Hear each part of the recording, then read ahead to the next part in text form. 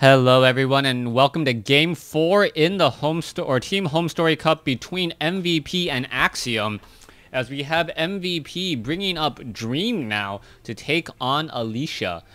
Terran versus Protoss. MVP currently up 2-1 in this team series, as Dream spawning as the blue Terran player on the bottom right hand side of the map. Meanwhile, Alicia has spawned as the red Protoss on the top left.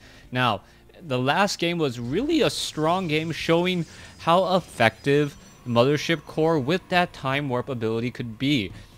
Even though you saw a whole bunch of Hydralisks on the field, and there was a supply bonus for against Alicia with Void Rays, you would normally look at that army and go, yeah, that army is just not going to make it. But that just wasn't the case. Alicia, knowing how Hydralisks work, made sure to not completely zone out those Hydralisks, but only split them up in half. If only half or a quarter of the Hydralisks can attack at the same time, and then everything else is time warped, unable to get around force fields, you will actually come out ahead. So far, we can see now Dream opening up with a 13 refinery, though. Meanwhile, Alicia has continued to go for this one base play, perhaps getting a Mothership Core to be defensive later on at the natural expansion.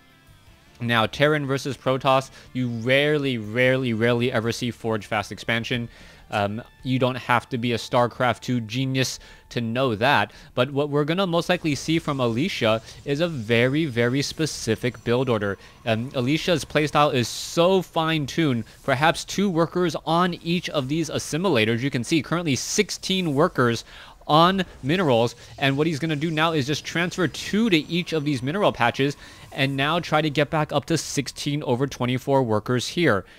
The reason for this is because you actually get more resources per worker if you only have 2 per mineral patch and assimilator or gas. Taking a look back over here by Dream, Dream is a bit behind. He did spend time upgrading to an orbital command. That does hurt you initially in your worker count, but then again, obviously, that mule does come in very handy and will... and that mule does come in very handy and does harvest as much as 6 SCVs. Now, I remember a long time ago, players were really complaining about mules and how OP they were. And it really feels like as the players got used to the mules, as players were more and more efficient with their build orders, mules just became a thing of, you know what, I know I have to deal with this, so let me deal with this. All right, the Reaper going after the probe, able to do exactly that, as a bunker is now down. The bunker will eventually get taken out here, as the Reaper needs to be very careful, down to 12 hit points. We are going to see a cancellation here. Yes, 25 minerals lost, as the Reaper now backing away. An SCV was lost there, but then again, Alicia did lose a probe as well, so a fairly decent trade by both teams. Now, Alicia may have been a bit distracted, and now is supply blocked at 26/26 with still a pylon waiting to be warped in. That slight delay may actually have really large ramifications, as there is only a 2 worker difference between these 2 bases, or these two teams, and Dream is already further along with his command center. He'll upgrade that to an orbital command, and then you will see a very large economic boost for Dream. So far, Alicia does have, I believe he did have, double upgrades. So Alicia going for perhaps some sort of 2-base play here.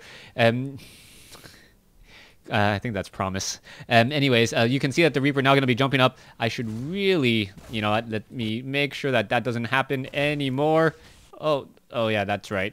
Okay, Reaper coming back around. The Reaper doesn't look like he will be able to make it. Mothership Core getting in some easy shots, and there it goes. So let me make sure that I am unavailable. And now we'll see what's going to be going on. All right, so probes now making their way down to the natural expansion. Dream sitting at 37/46. Alicia sitting at 36/52. Widow mines now being trained, as we are seeing a very heavy bio presence, actually. We can see the 4th production building is going to be a barracks, and this is always very important with Terran specifically. Terran players will normally build one barracks, one factory, one starport just to get the full array of units. That is normally around the same time when this command center is completed. Once that is done, you then need to look at what that fourth building is coming in from a Terran player to really figure out what his strategy will be. You can always take a look at the add-ons as well. The add-ons do give a little bit of an indicator, but it is really more important to see what that fourth building is. And now that we see a fourth barracks, or that fourth building being a barracks, you know that we are going to be seeing much more bioplay. Widowmine now looking to burrow itself, and oh wow, you can see that photon overcharge ever so effective. And are the stalkers going to perhaps walk into this Widowmine? That is a very, very important question. All right. Widowmine only has a range of 5, I believe, compared to a Stalker's range of 6. The Marines could make their way forward. Oh, trying to back away. It looks like, oh, the Stalkers really, really knowing their range and playing this beautifully. However, the Stalkers do not know that there's a medevac now up on the high ground, actually revealed themselves a bit too early and now backing away once more. Where are these Widow Mines going to go? Perhaps they're going to burrow right here and then shoot up onto the high ground. And yes, that is going to give them a bit of cover. All right, all these units do need to back off. Now trying to back away. Oh, the Widow Mine actually dealing too much damage to his own units there. That was not a smart play at all. As a new, oh, there's a nice shot up the cliff. And now the medevac pulling away. Another Marine getting taken down there. Dream not actually playing all that well. Losing a bit more than his opponent. But he does have 2 mules, even though he is currently down by 7 workers. Dream now establishing more on the field. We can take a look at the natural 22 over 24, 18 over 24, and this does come as a bit of a surprise to me. Alicia has no signs of taking up a third base as of yet, but he is fairly well saturated at both of these bases. If a drop or anything of true importance comes in, oh, how was there an observer there? How was it able to spot and take that down? Oh, the photon cannon was just within sight range. Photon cannon hiding behind the little swirling action on the Nexus. Okay, let's take a look. Alicia sitting at 76 supply. MVP's Dream sitting at 88.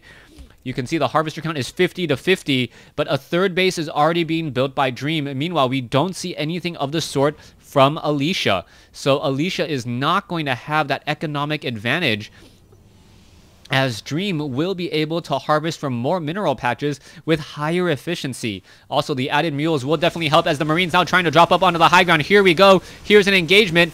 Guardian Shield does come in just in time. The medevac attempting to get away will be able to do exactly that. So with some Marines on the high ground, 1 Marine on the high ground, so gung-ho, perhaps should be picked up. Oh, the mothership core. And that 1 Marine is just going bonanza, or no, Bonanzas? I don't know. That 1 Marine. Oh, does he survive? No, he doesn't. Poor Marine with a feedback onto a medevac. No more heals coming in, as that will strictly limit what Dream can be doing. All right, medevacs trying to push back in again, going after the very, very expensive sentries, while the Archon now trying to push back over. All right, there are 4 medevacs on the field. A couple of them have a fair amount of energy, as the Archon now getting stuck. This is not looking good. Dream just pushing in. And I believe this attack is being much more effective than Dream originally had planned. We're at the 12-minute mark, and it actually looks to perhaps shut down Alicia's natural expansion. Alicia cannot let this expansion fall. This is a line in the sand for him, as the Marauders now fighting back, finishing off some of the Zealots. Zealots now trying to get away. Concussive shells being applied. The slow now taking them down, as we now see more and more units coming back and engaging. All right, here we go. There is that stutter step again. The Zealots could get taken down by 1 Widow Mine here in just a moment. Oh, here we go. There it goes. But also takes out a Marauder in the process. As we now see what perhaps some Archons will be merging in. No Psystorm as of yet. A new Archon now merging in. Medevacs are here.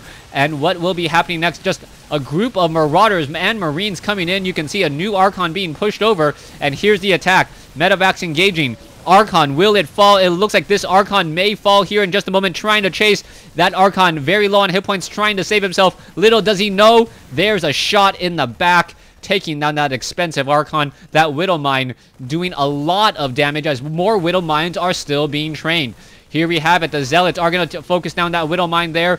Factory will now lift off. but the damage has been dealt. You can see the amount of income from both of these players as Dream can let off the gas a little bit, knowing he's done enough pressure.